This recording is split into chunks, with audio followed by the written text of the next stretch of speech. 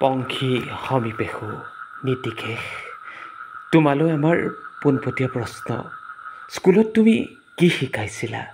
কি অধিকাৰত মোহাৰি পেলালা এপাহ ফুল? ফুলিবলৈ ধৰোঁতেই প্ৰেম অপ্ৰেম পাৰ্থিৱ সম্পদ নে কিহৰ জনজননী?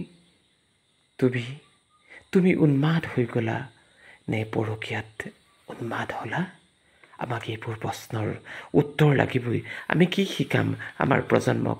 কেনেকৈ সুৰক্ষিত কৰিম আমাৰ সন্তানক? কেনেকৈ দগ্ধ পিতৃ মাতৃৰ হিয়াত স্থাপন কৰিম শান্তিৰ স্তৱক? কেনেকৈ পংখীৰ আত্মাৰ উচুপনিৰ ওচৰত আমি উত্তৰ ৰাখিম? নীতিকেশ, আমাক উত্তৰ লাগিবই, আমাক বিচাৰ লাগিবই। এই বিচাৰ কাঠগড়াত হ'ব লাগিব। এই বিচাৰ ৰাইজৰ আদালতত হ'ব লাগিব।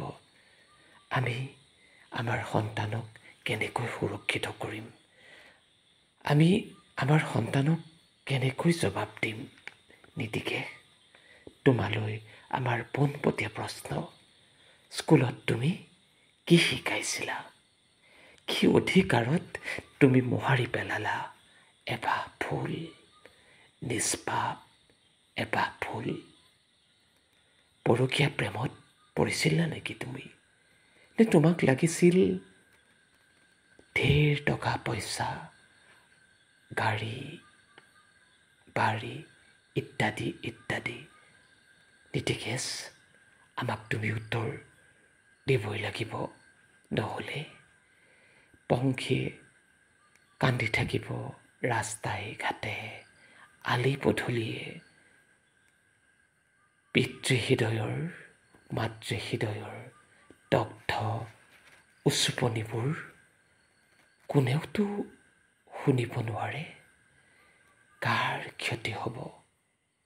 মাত্ৰ একমাত্ৰ দেউতাকৰ, মাকৰ।